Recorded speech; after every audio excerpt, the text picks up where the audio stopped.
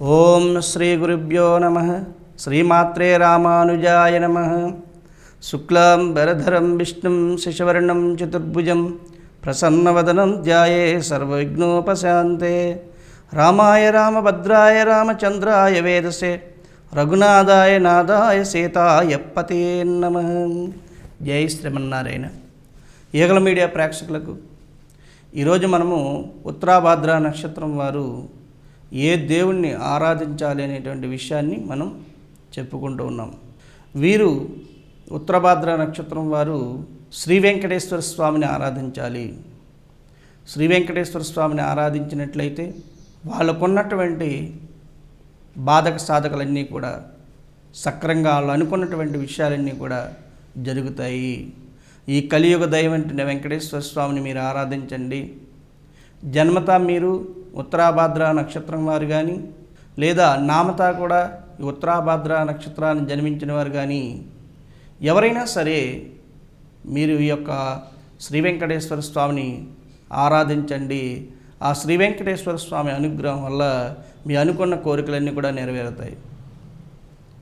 మీరు మీ గ్రామాల్లో శ్రీ వెంకటేశ్వర స్వామి ఆలయం లేనప్పుడు చక్కగా మీరు ఆ శ్రీ వెంకటేశ్వర స్వామి యొక్క చిత్రపటాన్ని తెచ్చుకొని మీ మందిరంలో పెట్టుకొని చక్కగా 2 దీపాలు పెట్టుకొని ఆవునేతితోటి దీపారాధన చేసి ఆ యొక్క సువాసన భరితమైనటువంటి పుష్పమాలికలు తెచ్చి ఆ స్వామివారి అలంకారం చేసి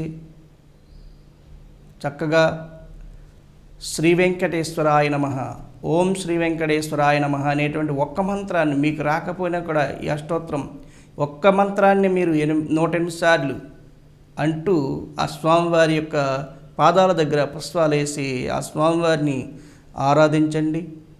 చక్కగా ఈ యొక్క ప్రతి శనివారం కూడా ఈ స్వామివారిని ఆరాధించాలి. ఈ స్వామివారిని ఆరాధించేటప్పుడు చక్కగా సాంబ్రాణి ధూపం వేయండి ఇంట్లో. ఆ స్వామివారికి ప్రీతికరమైన పదార్థము తీపి పదార్థం లడ్డు ప్రసాదం కానీ లేక బూందీ ప్రసాదం కానీ ఇంట్లో రవ్వ కేసరతో ప్రసాదం కానీ తయారు చేసి ప్రతి శనివారం కూడా ఆ స్వామివారికి నివేదన చేసి ఆ ప్రసాదాన్ని మీ కుటుంబ సభ్యులతో సహా బయటి వారికి కూడా ఓ 10 మందికి వచ్చేలాగా తయారు చేసి ఆ ప్రసాదం 10 మందికి ప్రతి శనివారం కూడా మీరు ప్రసాదాన్ని అలా పంచిపెడితే అనుకున్నది మీరు సాధిస్తారు. మీ కుటుంబంలోని ఎటువంటి బాధలు కూడా ఉండవు, అన్నీ పటాపంచలం అయిపోతాయి. ఈ కలి బాధలన్నీ కూడా తొలగిపోతాయి.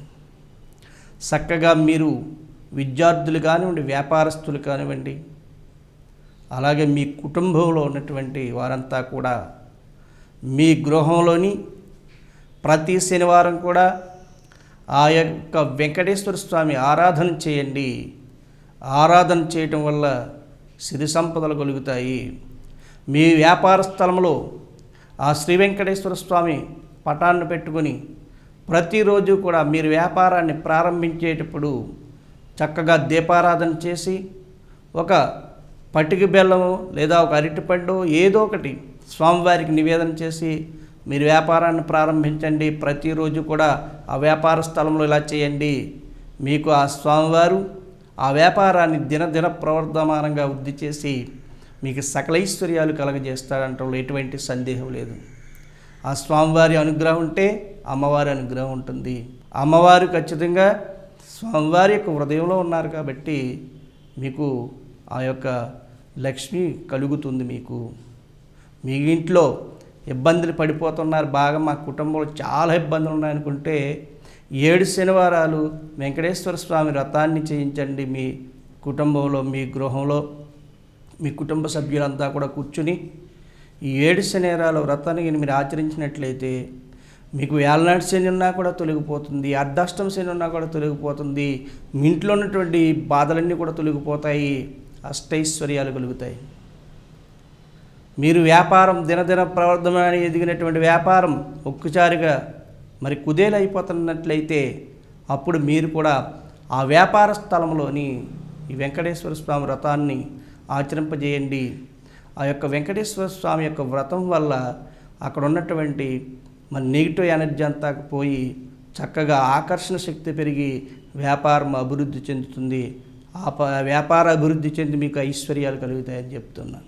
చక్కగా మీరు ప్రతి శనివారం కూడా నిరంతరం కూడా ప్రతి శనివారం ఆచరించవచ్చు, లేదా కనీసం 18 శనివారాలు ఈ విధంగా మరి ఆ స్వామివారిని పూజించి ఆ స్వామివారికి ఆ పదార్థాలు నివేదన చేసి ఆ ప్రసాదాలు అందరికీ కూడా పంచిపెట్టేటువంటి ప్రక్రియ మీరు చేసినట్లయితే మీకు ఎటువంటి లోటు ఉండదు, సకల ఐశ్వర్యాలు కలుగుతాయి, వ్యాపారంలో అభివృద్ధి చెందుతుంది, మీకు గృహంలో ప్రశాంతత దొరుకుతుంది. ఈ విధంగా మీరు చేసి ఆ యొక్క వెంకటేశ్వర స్వామి యొక్క అనుగ్రహాన్ని పొంది సకలైశ్వర్యాలతో తొలతోగాలని చెప్పి భావిస్తూ ఆ కలియుగ దైవం వెంకటేశ్వర స్వామి మిమ్మల్ని ఎల్లవేళ కాపాడి రక్షించి మిమ్మల్ని సకలైశ్వర్యంతో తీర్చిదిద్దాలని చెప్పేసి ప్రార్థిస్తూ లోకా సమస్త సుఖినో భవతు.